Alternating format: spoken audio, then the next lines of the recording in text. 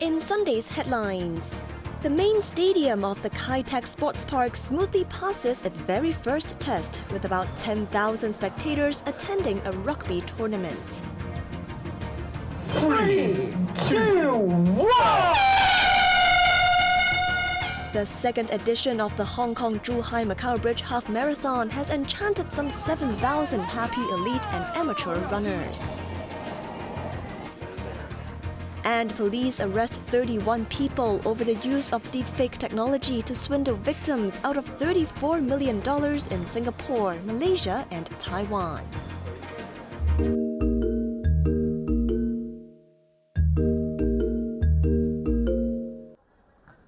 The Kai-Tak Stadium successfully held its first large-scale test event today, featuring 7 university rugby matches and drawing an attendance of around 10,000 people. The gates open at 10 a.m. and attendees experience minimal waiting during the security checks. Spectators were generally happy and satisfied. Actually, personally, I worked on the stadium as a structural engineer, but so I came a bit early just to come soak in the ambience and see what it's like and see the stadium in its finished state, and it looks brilliant. Inside the stadium, spectators praised its impressive design, excellent facilities, and ample food options. Although the food prices were a bit high, it was still acceptable. Some appreciated the spacious seating and ventilation, noting that even though the distance from players was a bit far, the atmosphere was vibrant. However, not everyone was entirely pleased. Some attendees pointed out the inconvenience of relying solely on physical tickets for entry, suggesting electronic tickets for easier access. While some criticized the accessibility issues for wheelchair users, finding it difficult to access seating areas. Tourism Chief Rosanna Law, Sports Commissioner George Choi, and Secretary for Security Chris Tang visited the site earlier to oversee the arrangements. Tang reported that even though there were constructions in the surrounding area, operations went smoothly. He also announced plans for additional synchronized tests involving up to 65,000 attendees across venues in the park to better prepare for major sports events. Jeremy Zhu, Cable News. 3,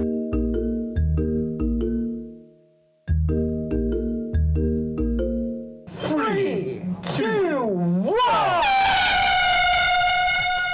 The Hong Kong-Zhuhai-Macao Bridge Half Marathon is back for round 2 as Tourism Chief Rosanna Law got the party started by firing the starting gun for around 7,000 runners early this morning. Starting at the Hong Kong port, participants raced along the Hong Kong Link Road, a part of the world's longest bridge-cum-tunnel sea crossing, covering about 21 kilometers. With great weather on their side, most runners were all smiles at the finish line.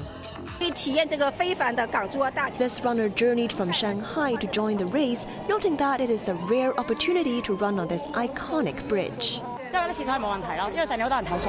This participant said there were plenty of available toilets this year, as many complained about the lack of mobile toilets last year.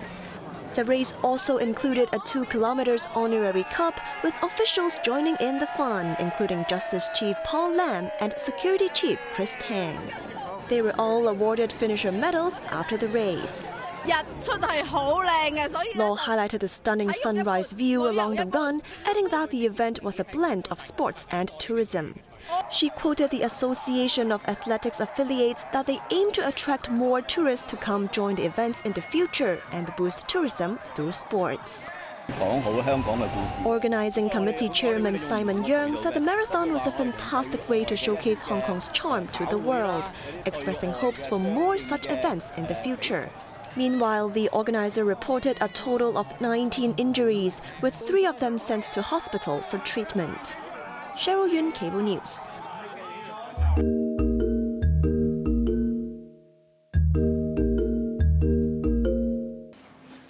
Police have cracked down an investment scam ring, arresting 31 suspects aged 20 to 34, including the group's mastermind.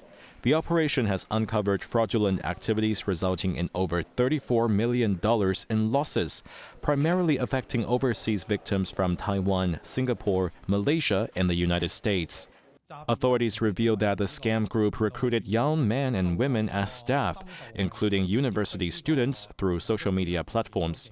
They targeted individuals with financial means, employing artificial intelligence to create convincing fake images to develop online romances and showcase a luxurious lifestyle, leading victims to invest in fictitious cryptocurrency ventures promising high returns, such as a 50% profit within 6 months. Victims were lured into investing on phony trading platforms, often resulting in their funds being swiftly transferred out of reach. The operation uncovered 2 scam centers in Kowloon Bay, located about 300 meters apart. They were disguised as office spaces and functioned as hubs for fraud activities.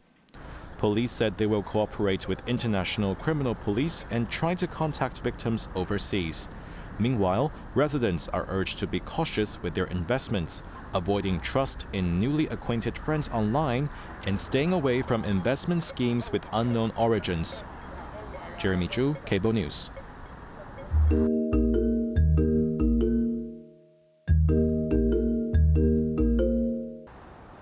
A 36-year-old man died after collapsing on an escalator in Sa Kok Estate in Sha Tin, while a woman was knocked down by the collapsed man and injured.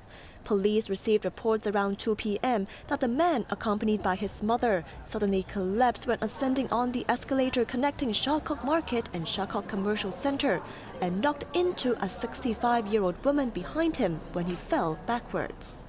Upon arrival, rescuers found the male victim in a state of unconsciousness, while the female victim had sustained head injuries but remained conscious. Both were rushed to Prince of Wales Hospital, where the man was later pronounced dead. An investigation on the incident is underway.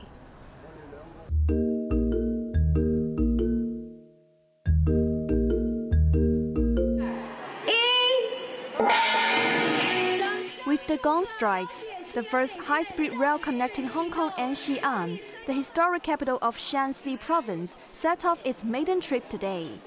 Travel agencies seized the moment to organize a tour group to let eager adventurers enjoy their first-hand experience of the high-speed rail to Xi'an North, which will pass through 17 stations on the mainland in 11 hours. The tour leader said the high-speed rail tour group was very well received and was sold out really fast. This woman said she felt really excited as it was the first direct high-speed rail to Xi'an without transfers. This woman, on her 3rd trip to Xi'an, said this would be the most comfortable way of traveling. Managing Director of the Hong Kong Transport Services of the MTR, Jenny Yeung, highlighted Xi'an is not just a capital of 13 dynasties, but also a hub of modern research and industry in Western China. The journey is a feast for the eyes, with stops at the cultural city of Luoyang, the World Heritage Site of the Longmen Grottos, and Mount Hua, the #1 steepest mountain under heaven, Yeung added. Tourism sector lawmaker Perry Yu expressed his vision of seeing overnight trains with sleeper carriages on this route soon. The launch of this route is a milestone, which will significantly boost the tourism industry, encouraging Hong Kongers to explore the landscapes of the mainland, he said. With the new route, the number of the mainland stations departing from the Hong Kong section of the high-speed rail has surged to 94, more than doubling since its initial launch. Evelyn Bai, Cable News.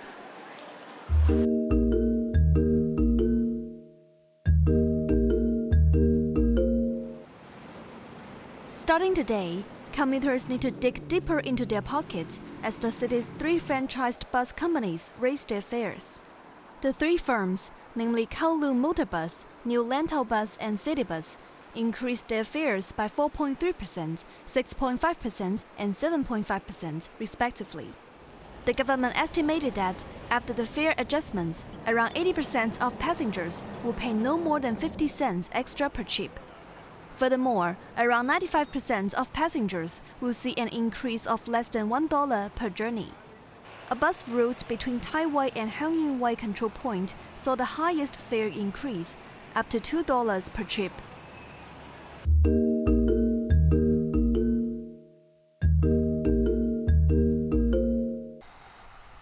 Finance Chief Paul Chan said the government will focus on cutting expenditure to address a fiscal deficit, including controlling the spending of various departments.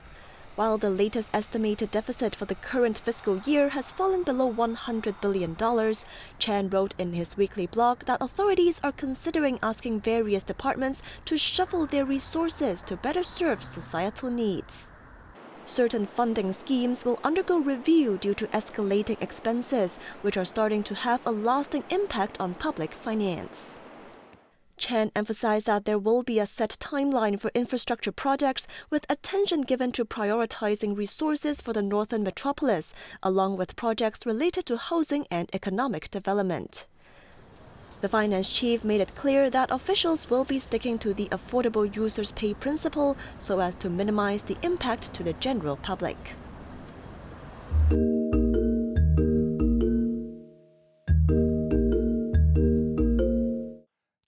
The Seoul Western District Court dismissed a request from impeached President Yoon Suk-yeol challenging the execution of a detention warrant. A large group of Yoon's supporters gathered outside the presidential residence under the frigid temperatures. The court rejection was made after Yoon's lawyer argued that the arrest warrant was illegal and invalid, requesting the court to rule against their enforcement. The court has yet to release the details of the dismissal.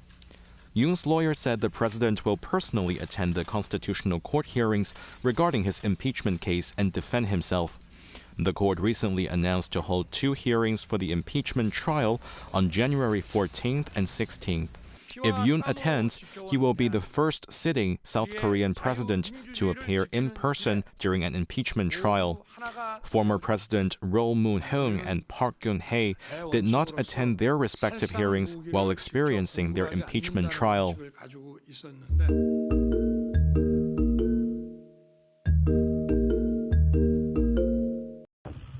At least 4 people were killed and more than 30 others were injured in a suicide bombing carried out by a separatist organization targeting a bus in southwestern Pakistan. The attack occurred in the southern city of Turbat, located in Balochistan province. Surveillance footages captured the moments leading up to the explosion, which, according to the police, was caused by a bomb planted in a vehicle parked by the roadside and detonated remotely. The bus was engulfed in flames following the blast. The majority of the victims were paramilitary troop soldiers, with reports indicating that among the injured was a senior police officer. The Balochistan Liberation Army, a group designated as a terrorist organization by multiple countries, has claimed responsibility for the attack, asserting that the target was a military convoy.